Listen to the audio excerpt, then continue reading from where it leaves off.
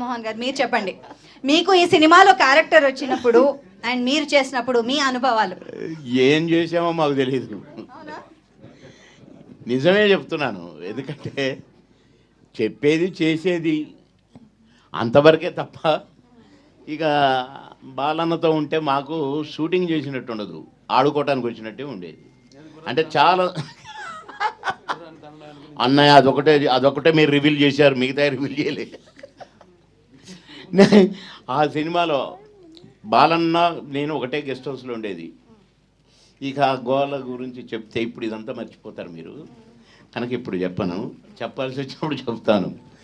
మీరు అడిగిన దానికి అసలు ఈ సినిమా గురించి చెప్పాలంటే బాలన్న 2 క్యారెక్టర్స్లో అసలు అది వర్ణనాతీతం. అంటే బ్లడ్ దానికి నా దేవుడు, నా ఎన్టీ రామారావు గారి దేవుడు, ఇక మా నాన్న మా అమ్మ అన్నగారి అభిమానులు, అక్కడి నుంచి నేను అభిమాని చిన్నప్పటి నుంచి.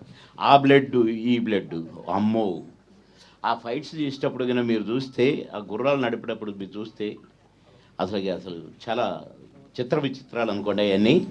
కానీ ఈ సినిమాలో బాలన్న ఫైట్ కానీ ఆ కృష్ణదేవరాయలు గారి ఆ సీన్ అండి, ఆ సీన్లో 2 క్యారెక్టర్లు అసలు కనులు మిరిమిట్లు గొల్లపటం అంటారు చూసారా, అది జరిగింది. కానీ ఈ సినిమా తీయటానికి ముఖ్యంగా అసలు ఇక్కడున్నాడు కృష్ణప్రసాద్ గారు. ఆ కృష్ణాని ఎందుకు పెట్టారో కానీ ఈ శ్రీకృష్ణలాగా అసలు ధైర్యానికి మెచ్చుకోవాలి. ఫస్ట్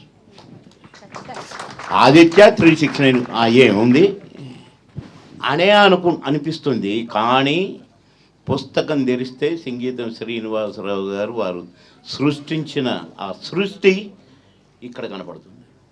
ఆయన ఎప్పుడు ఆయన ఏదన్నా అనుకుంటే దాన్ని నెమరు వేసుకుంటూ అసలు ఈ సినిమా గురించి 1 కాదు 2 కాదండి.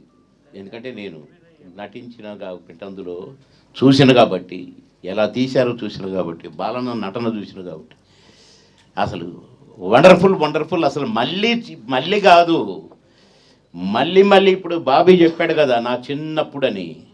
ఇప్పుడు వాళ్ళ పిల్లలు కూడా మళ్ళీ పిల్లల్ని కానీ అప్పుడు కూడా ఈ ఆదిత్య 369ని కొత్త సినిమాగా చూస్తారు, అది మాత్రం గ్యారంటీ. సేమ్ అదే పాల బుగ్గలు మా బాలన్న, అదే మీసం, అలాగే కనపడతాడు. సో కృష్ణ